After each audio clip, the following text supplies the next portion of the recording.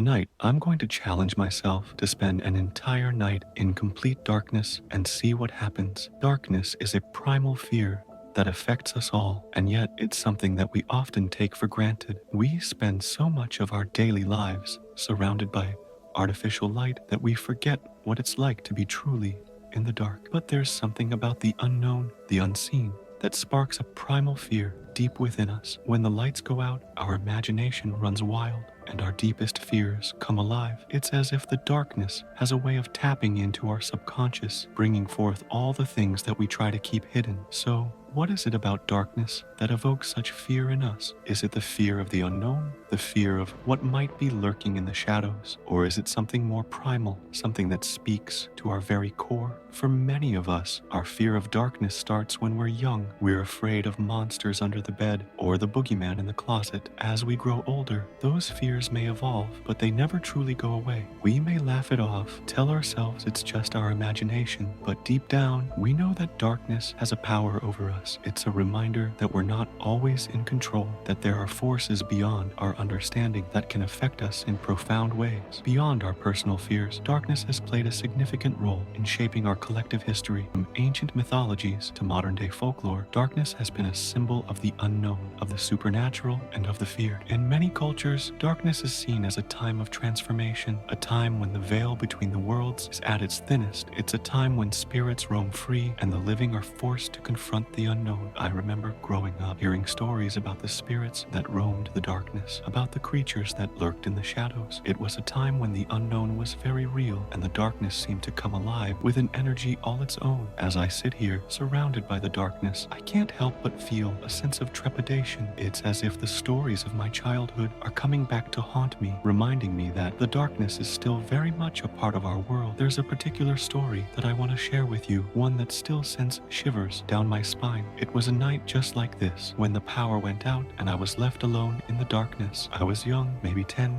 or 11, and I was convinced that there was someone else in the house with me. I tried to convince myself it was just my imagination, but deep down, I knew that it was something more. It was as if the darkness had given life to my deepest fears, and I was forced to confront them head on. Looking back, it's hard to say what was real and what wasn't, but what I do know is that the experience left a lasting impact on me. It taught me that darkness is not just the absence of light, but a palpable force that can affect us in profound ways. As I reflect on our conversation tonight, I'm reminded that darkness is a universal language, one that speaks to our deepest fears and our most primal instincts. It's a reminder that we're not always in control, that there are forces beyond our understanding that can affect us in profound ways. Thanks for joining me on this journey into the heart of darkness. If you have a personal experience with darkness that you'd like to share, please leave it in the comments below. And if you want more thrilling content, be sure to check out my video on the most haunted places on Earth.